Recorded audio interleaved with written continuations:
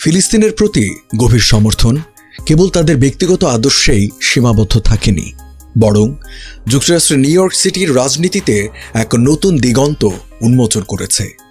সম্প্রতি ডেমোক্রেটিক পার্টির মেয়র প্রার্থী হিসেবে প্রতিদ্বন্দ্বিতার যোগ্যতা অর্জন করে রাজনৈতিক ভূমিকম্প সৃষ্টি করেছেন জোহরান মামদানি, যার ৩৩ বছর বয়সী স্ত্রী সিরীয় মার্কিন শিল্পী রামা দুয়াজিও এখন আলোচনার কেন্দ্রবিন্দুতে।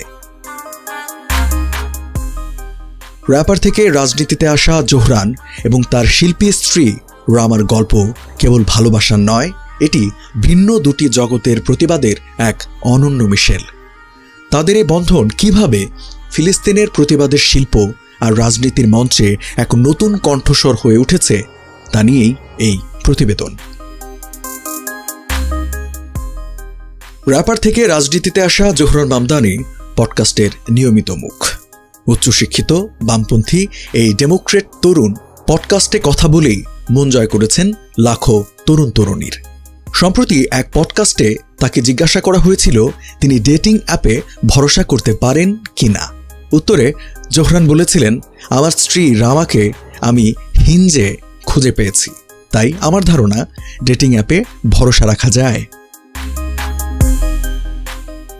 2024 সালে সংযুক্ত আরব আমিরাতের দুবাইয়ে এই জুটির বাগদান সম্পন্ন হয়।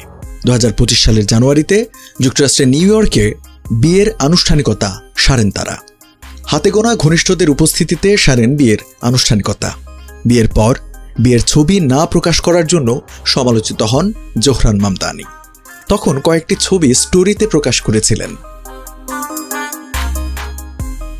ছবি প্রকাশের পাশাপাশি জোহরান লিখেছিলেন, আমার স্ত্রীর রাজনীতি নিয়ে কোনো আগ্রহ নেই, সে নিরিবিলি নিজের মতো শিল্প সৃষ্টিতেই স্বাচ্ছন্দ্য, সে নিজের মতো বাঁচতে চায়। আমি চাইনি আমার রাজনৈতিক ক্যারিয়ারের কারণে তার ব্যক্তিজীবনের গোপনীয়তা হুমকির মুখে পড়ুক। জোহরানের স্ত্রী রামার স্বতন্ত্র পরিচয়ে নিরিবিলি পরিবেশে কাজ করা হয়তো সহজ হবে না।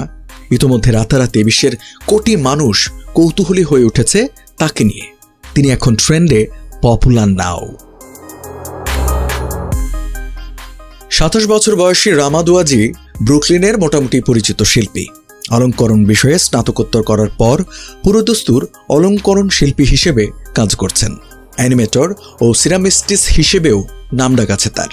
রামার আঁকা ছবি the new yorker, vice, the Washington post সহ বেশ কিছু নামী পত্রিকা ও ম্যাগাজিনে প্রকাশিত হয়েছে। মাল্টিমিডিয়া আর্টিস্ট রামা দুয়াজি প্রো প্যালেস্টিনিয়ান থিমে ছবি আঁকেন।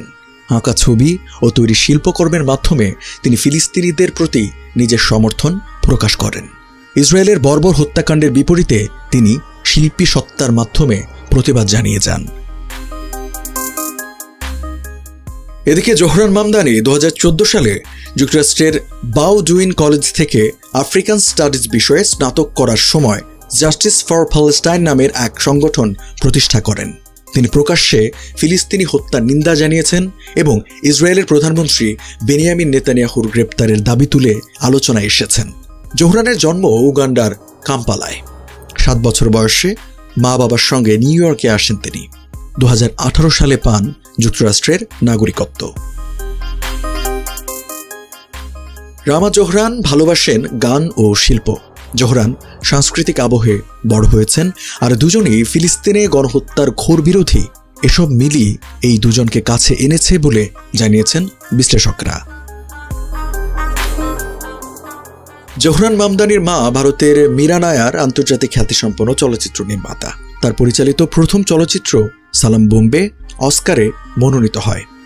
মনসুর ওয়েডিং ভেনিস চলচ্চিত্র উৎসবে সেরা চলচ্চিত্রের পুরস্কার গোল্ডেন লায়ন জিতে নেয়। দ্য নেমসেক, কুইন্স অফ কাটুই এর মতো বিশ্বনন্দিত চলচ্চিত্রে মীরা অভিবাসন, পরিচয় সংকট ও সাংস্কৃতিক দ্বন্দ্বের গল্প বলেছেন গভীর মানবিকতায়। মীরা হ্যারি পটার সিরিজের একটি চলচ্চিত্র পরিচালনা করার প্রস্তাব পেয়েছিলেন। কিশোর জোহরানি তখন তাকে দ্য নেমসেক চলচ্চিত্রটি তৈরি করতে বলেন। এই সিনেমায় মার্কিন অভিনেতা কার্ল পেনকে কাস্ট করার জন্য মাকে অনুরোধ করেছিলেন। মা যে সে সময় ছেলের কথা শুনেছিলেন তা বলাই বাহুল্য।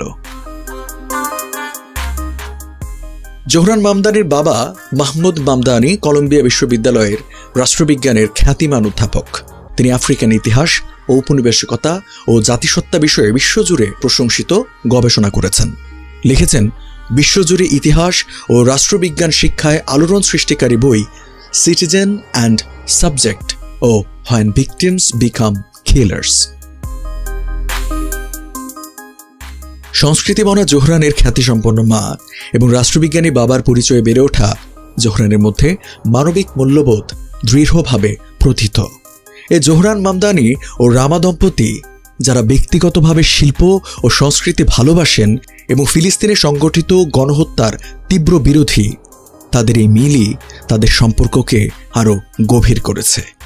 এই দুই ভিন্ন ক্ষেত্রের প্রভাবশালী ব্যক্তি ফিলিস্তিনের প্রতি তাদের অভিন্ন ভালোবাসার মাধ্যমে শুধু নিজেদেরই এক করেননি, বরং বিশ্বজুড়ে ফিলিস্তিনিদের অধিকার আদায়ের আন্দোলনে এক নতুন কণ্ঠস্বর যোগ করেছেন।